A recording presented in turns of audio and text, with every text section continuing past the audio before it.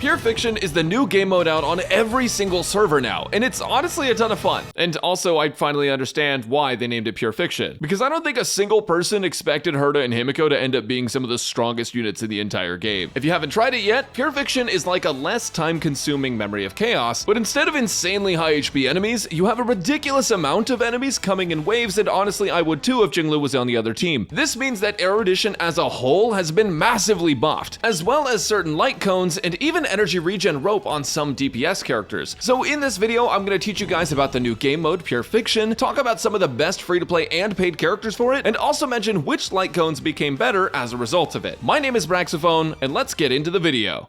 The easiest way to describe Pure Fiction is an AoE DPS check. Essentially, all the characters that you had put off building since the game's release due to tier lists are actually good now, namely erudition characters. So unlike before, erudition characters like Serval, Himiko, Herta, Jingyuan, and Argenti are now a priority to build because they have another use case that can actually benefit you a lot in the endgame. I make a lot of jokes about them being bad. Please don't come for my throat. I know they're like not actually awful. And as soon as you build, use, and get attached to Himiko again, the Honkai team is going. Serval is an accessible unit for free-to-play players that dishes out a ton of AoE lightning damage, and if you don't have Jingyuan, building Serval can help you mow through enemy waves. She's always been a little bit underrated, but now she can really shine. As mentioned before, Himiko also got a buff. Having more enemies to break is also more chances to break their kneecaps. Herta isn't as good in Memory of Chaos due to there not being tons of smaller enemies respawning, meaning you basically can't spam her follow-up attack. But in this game mode, Herta can clean up faster than OxyClean. Rip Billy Mays, legends never die. And of course, our General and our Argenti are both built for this game mode with high 5 target damage. With Argenti, you can even spam his low-cost ultimate because it does enough damage to clear the wave. Now, this gambling gremlin girl is also a pretty good character for it, but I actually think of her more like a destruction character for some reason. I'm pretty sure the lobotomy Kaizen memes have permanently altered my brain chemistry in some way. But speaking of destruction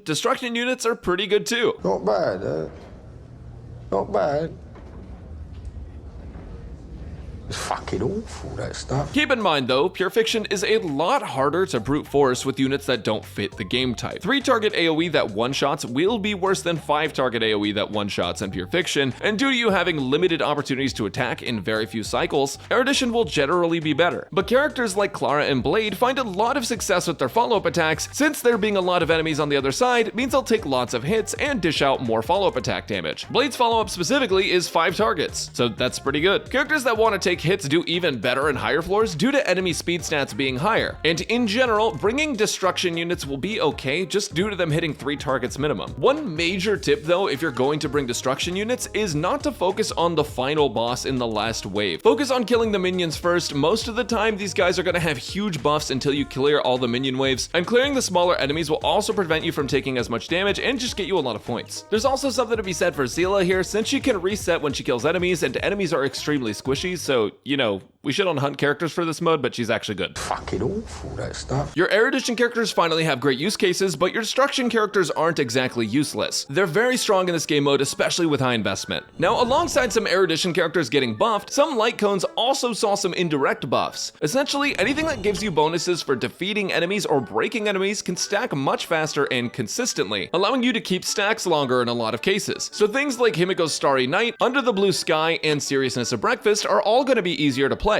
And on top of that, Nowhere to Run also got better because you can use it to solo sustain your destruction units, and Darting Arrow on hunt characters is also a little bit better, not that I'd recommend using it unless you have no other choice. And some light cones also got a little bit worse in theory, like Swordplay, which wants you to attack only one target, and only Silence Remains, which gives you a buff for 2 or less enemies being on the field. Now don't worry too much, your usual light cones are probably going to be fine, but it's nice knowing that when you got Himiko's light cone instead of Bronya, it wasn't for nothing. Now there's a couple of things that I haven't seen people talking about in Pure Fiction, specifically how your builds and team comps can drastically change. I have seen folks mention that for Pure Fiction, you don't actually need a sustaining unit, and I agree, sometimes. The problem with this is that in the highest floors of Pure Fiction, enemies move faster than my cat around dinner time. So unless you play specific units, light cones, or just get really lucky, you can take damage over time and eventually have a character or two die before the last wave. So where am I going with this? Well, I just mean that speed is king. More attacks is more damage, most of the time at least, and when it comes to not running a healer or shielder on your team, if you're not fast enough to clear enemies before they can hurt you, or if you don't time and plan ultimates, you may just die. That's how it is. You are probably just gonna get RNG'd to oblivion. Especially with Jingliu siphoning HP every turn and putting your units at risk of getting 2 to 3 shot. And also there's enemies that can slow you down and delay you, and that really sucks. So because of that, in Pure Fiction, Asta is actually one of the best characters in the entire game. Let me explain. Asta is one of 2 consistent party-wide buffers as of making this video, with the other one being Ruan-Mei. Asta has a massive attack buff at high investment, but she also has a massive speed buff with her ultimate, up to 50 speed for every teammate at talent level 10. When enemies come out that can chunk down your HP, Asta can essentially let you just outspeed them, or at least get out more attacks in a shorter amount of time. And on top of that, her party-wide buff allows you to get more value out of running multiple DPS units, which I've found to be incredibly strong in Pure Fiction. You can actually remove your sustainer for that other DPS character in most cases. Now, Ruan-Mei is in a similar boat because she buffs your whole team's damage bonus as well as increasing their speed. From my experience, while having built erudition and destruction characters is important, it's also incredibly important to be able to sustain your team. But if you can do that with an extra support instead of an abundance or preservation character, your overall damage can be higher, with maybe the exception of Huohuo since she gives you energy and an attack buff. Characters like Asta, Ruan-Mei, and even Welt can be fantastic for this game mode and letting you run multiple powerful DPS without being at risk of death. Now, another thing that I haven't seen as many players looking into is an energy regen rope on your DPS characters. While this Pure Fiction has buffs around your ultimate, making using more ultimate significantly better, energy regen stat on your DPS carries more weight in general here. A basic attack most of the time is worth 20 energy, and a skill is worth 30. Some characters have adjustments to that energy, but most of the time, that's just how it is. An enemy defeat gives you 10 energy, and taking a hit can give you energy ranging from as low as 5 to as high as 25. Because you'll be knocking out tons of enemies at once, the effect of ER Rope can end up drastically influencing your damage just due to more ultimate uses. Energy Regen Rope gives 19.4% energy on its own. If you were to use your skill and defeat 4 enemies at once, you would gain 30 energy plus 40 energy from enemies, totaling 70 towards your ultimate. However, with an Energy Regen Rope, you would end up with just over 83 energy, meaning that if you do that with 2 waves, you could get to 160 energy as opposed to without an ER Rope getting to 140. If the numbers are going over your head, don't worry about it. Just basically depending on the character and how much their ultimate costs and how strong your build is, switching to an ER Rope for Pure Fiction can actually be optimal for getting quicker access to ultimates. And that's without accounting for characters like Tingyun and Huohuo, and for the default energy you start with from casting your ultimate in the first place. Now keep in mind this only really works because enemies are squishy and you can kill them without an attack rope on your characters, and sometimes you may need them to be super high investment to even make that work in the first place, especially on the last floor. I'm not saying ER Rope is always optimal, but some characters can benefit from it quite a lot. And if a run with an attack rope isn't working out for you, you can always just give ER Rope a try. Assuming you have an extra one, I know for me, I have like 30 ER ropes on Rudolent Arena because whoever would even need that. There's a lot of things that change for Pure Fiction, and if you're struggling with it for now,